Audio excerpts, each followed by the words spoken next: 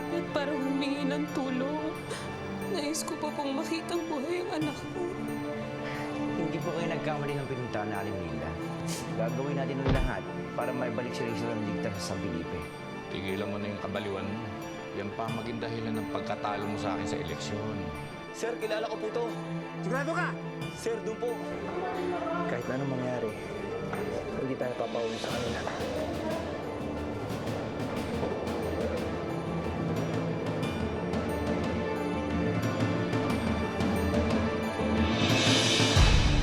Ano ka ba, Jonathan? Ang kulit mo naman eh. Alam mo, pag ako nalaglag dito, yari ka sa akin. Ano ka ba? Uy. Uy. Jonathan, okay ka lang ba? Oo naman. Eh kasi parang iba na yung paghinga mo eh. Tsaka namumutla ka na. Ako ba? Huwag mo na ako itindihin. Ayos lang ako, no? Basta kasama kita, eh, hindi ako mapapagod.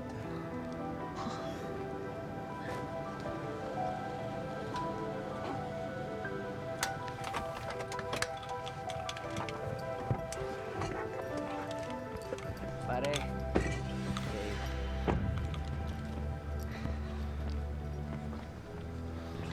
Sabi ko na nga, be, dito kita makikita. Apol, anong ginagawa niyo rito? Pare, halika na. Manonood tayo ng movie. Nangako na ako kay Gina na sasamahan ko siya. So, siya pa rin ang pipiliin mo kaysa sa amin. Apol, intindihin mo naman sana siya. Meron siyang sakit. Oo nga. At bilang lumpo, ang galing mo rin mamingwit, no? Ng matabang isda.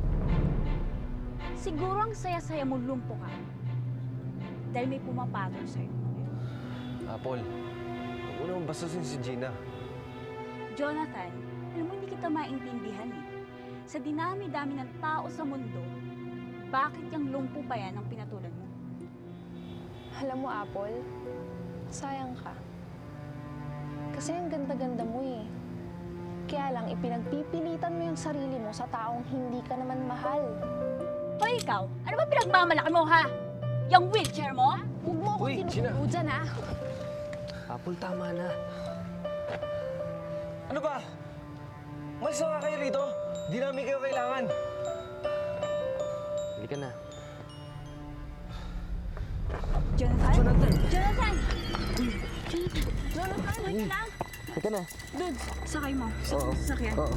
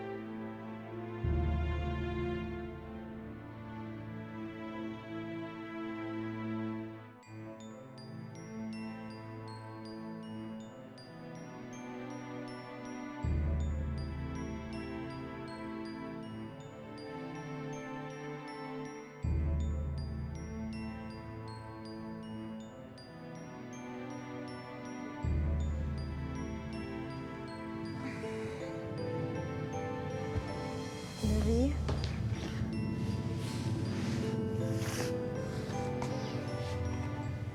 Levi.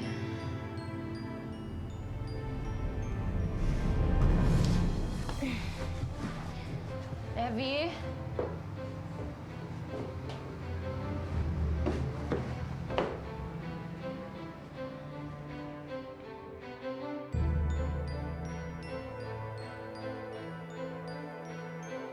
Levi? Levi? Suyurin yung lahat ng sulok dito. Huwag pong pumasok ka dyan. Punta mo yan. Kayo, umakit kayong dalawa dyan.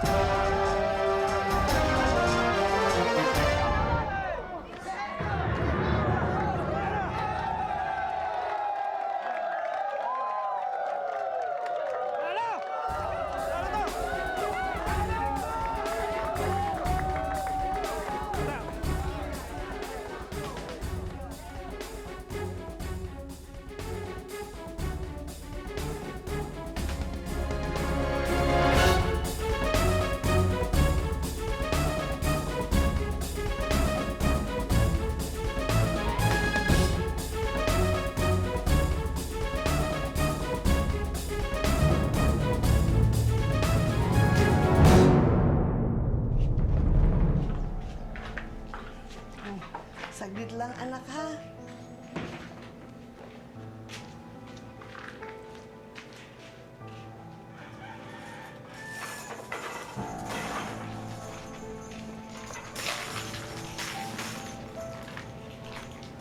Anak, ano ba nangyayari sa'yo? Ha? Bakit ba tuwing may naalala ka, nagwawala ka na lang? Bakit ba? Nay, alam ko na. Naaalala ko na ang lahat. Ha? Talagang? Anong naalala mo? Go, go, go, Guatlo. Go, go, go, Guatlo. Go, go, go, Guatlo. Go, go, go, Guatlo. Go, go, go, Guatlo. Go, go.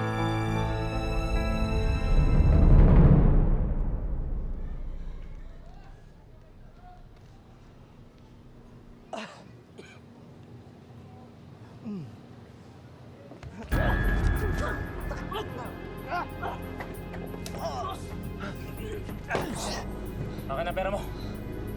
Teka, sandali. Premyo ko to. Tapos na yung laban natin, Brad. Akin na sabi yung pera mo! Gusto mo pang masaktan eh. Akin to. Kailangan ko to, pare. Ayaw mo? Panayin mo na, tol!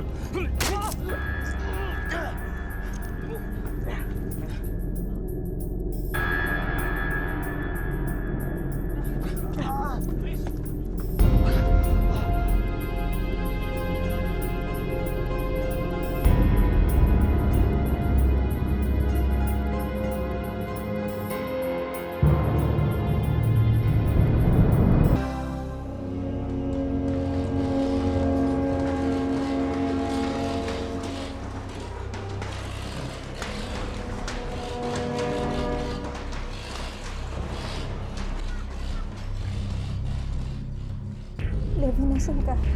Kailangan kita.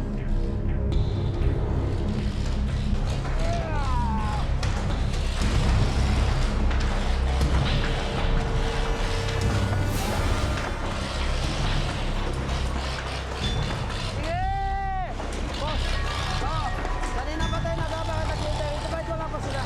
Oo nga, boss eh. Umaga na. Sinipat na namin lahat pero wala talagang tao eh. Dinidemolis na nga, boss oh. Hindi ako taga. Yan ang gusto nila isipin natin. Nagtatago lang yan sa lugar. Lalabas yan pag nasukol na. Saka sumayo. Walang lata. Ano ba? Oh!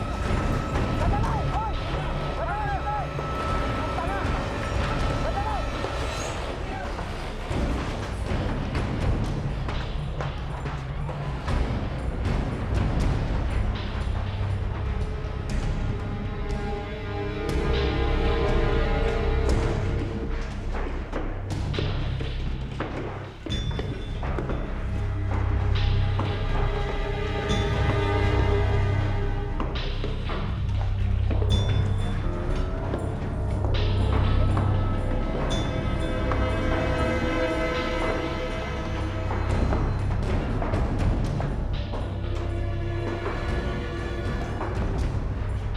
Rachel!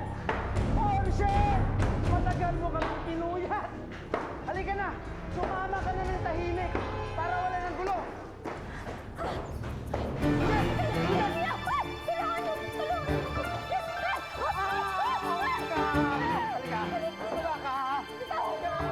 Halika na! Sumama ka na ng tahimik! Halika na! Halika na!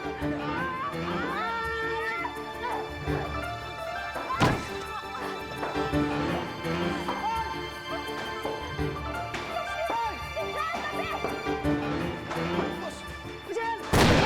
Bakit mo pinaril? Gusto tumatakas eh! Tama!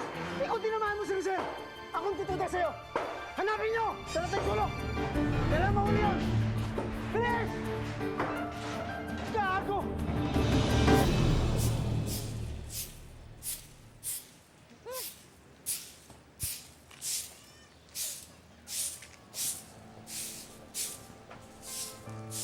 Linda.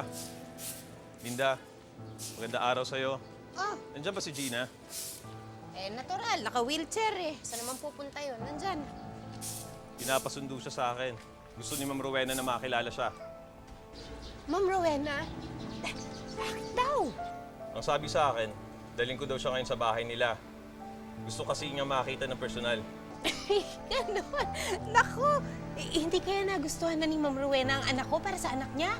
Naku, alam mo, ganyan-ganyan ang mga nangyayari sa teleserye. Yung babaeng mahirap, nagugustuhan ng mga lalaking mayayaman. Sandali, aayusan ko yung anak ko ha. Sandali lang. Sige. Sandali. Ako ba pinapasama ni Ma'am Rowena? Hindi, si Gina lang daw. Aga na. Sige, sandali lang ha. Sige. Sandali.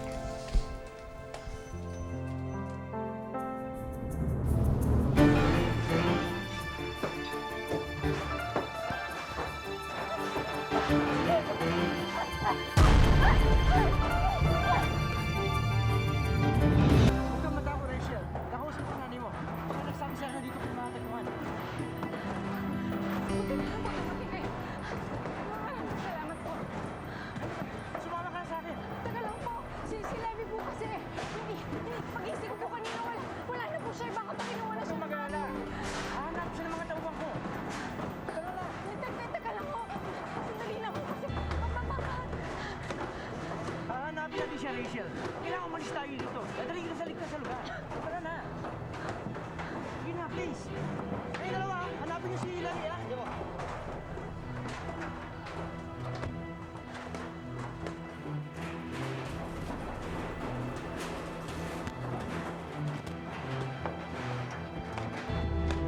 Boss, nakita mo yun? Naunahan na naman tayo. Alam ko! Hindi ako tanga! Nakita ako! Tawagan mo ngayon si Makmak. Sabihin mo na kay Ricardo na si Rachel. Ang babagal niya eh. Oo, sadal lang, boss.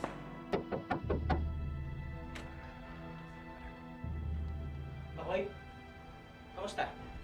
Nahanap niyo ba si Levi? Nahanap niyo ba? Asan siya? Ibalik niyo na siya sa akin. No? Sige na. Ma'am, sir. Sumali po siya kagabi sa Street Fight. Kanina pa po raw siya umalis. Bumalik po kami sa demolition site. Hindi po namin siya natagpuan. Baka naman nahuli na siya ng mga tauhan ni Mayor. Hindi pwede. Hindi mahuhuli si Levi. Magaling siyang tumakas. Rachel, let me handle this, okay? Dalhin niyo kung saan ko nilagpunta si Levi.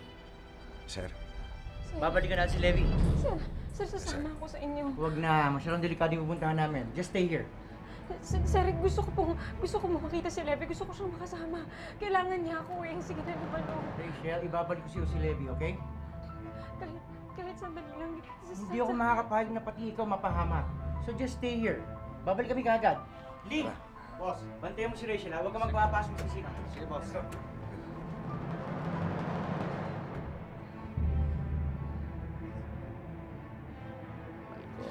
Falcon, nangangalawang ka na yata. 2 bubuit lang, hindi mo pa mahuli-huli. Sir, malapit na namin malaman kung nasaan si Rachel. Dadalhin na agad namin sa inyo. Sir, anong balak niyo kay Levi? O, di tutuloy natin yung plano natin sa kanya. Mayor, ba't hindi lang natin itumba? Huwag muna. Mainit pa yung pangalan ko tungkol doon sa issue kay Clarissa. Kailangan malinis yung pangalan ko. Ayoko ng problema ngayong eleksyon. Lalo na ngayon, parati na lang nakabuntot sa inyo yung kapatid ko.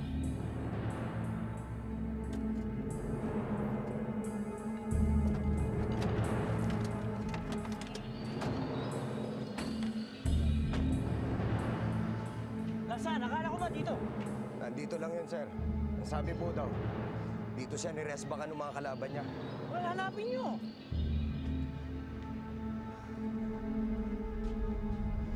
Sir! Nandito nga siya! Levi! Bilisan niyo, bilisan niyo! Buksan mo yung pinto! Buksan mo yung pinto, bilisan mo!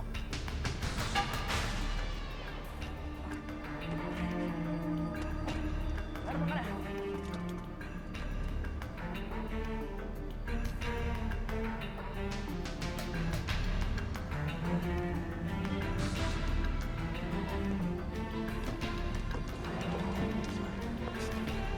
Emergency, may nakasaksak!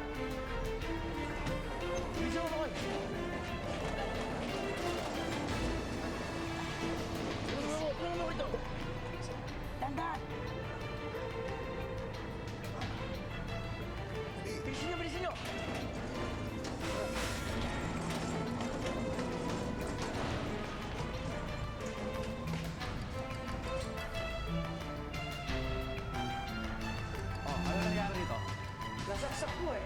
Nars, vital sign, please.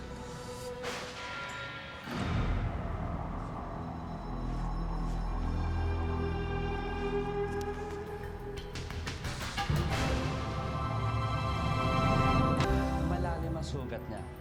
Pero buti na lang, hindi tinamaan ang vital organs niya. I just gave him some antibiotics para hindi siya ma-infection. Thanks, Doc. Kailan siya pwede lumabas? Most probably by next week. Next week? That's too long. Maraming dugo ang nawala sa kanya, kaya kailangan salinan pa siya ulit. Mas magandang dito siya magpagaling, kasi baka manghina siya ulit. But the good news, he can live. Yun naman ang importante, di ba, Tony Guatlo? Well, of course. That's the most important thing. Okay, I'll go ahead by then. Oh, thanks, Doc. Appreciate it.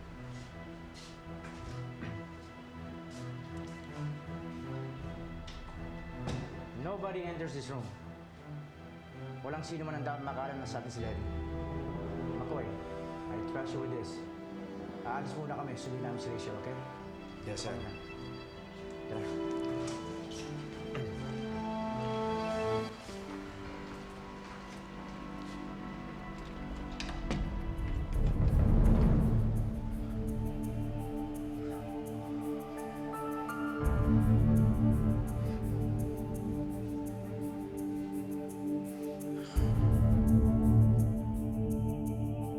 Ay, mga bubo at mga tanga kayo! Tingnan nyo, naunahan naman kayo ni Ricardo. Boss, ang tagal kasi ng team ni Macmac, kaya nadali kami. Ang tagal! Puro kayo salita! Tawagan mo si Macmac, ako magsakausap sa kanya. Bilis! Hello, Macmac. Akin na! Kausapin ka ni boss. Macmac! Anak ka ng pusa. Ayusin mo yung trabaho mo. Asan si Levi?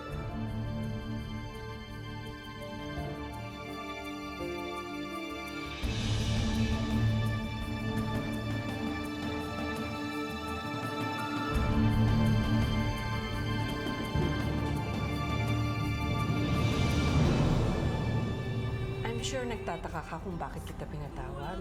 Opo, ma'am, wala po kasi akong idea kung bakit. Kung talagang mahal mo ang anak ko, sana layuan mo siya. Nahuli na si Levi at tapos na ang problema natin pag naibalik na siya. Ano ka man kadulas, Levi, isa lang sigurado. Wala kang kawala ngayon. Bubulukin ka ni Mayor sa kulungan. And what about Rachel? Baka mamaya kung anong mangyari kay Levi sa kulungan. Sila ngayong mano ni Ramiro ang halos kalahating milyong piso pagmamayari. Alita, anak mo si Levi. Sinugod at nagtangkaan na umanong patayin ni Ramiro si Guatlo sa isang private dinner ng pamilya nito.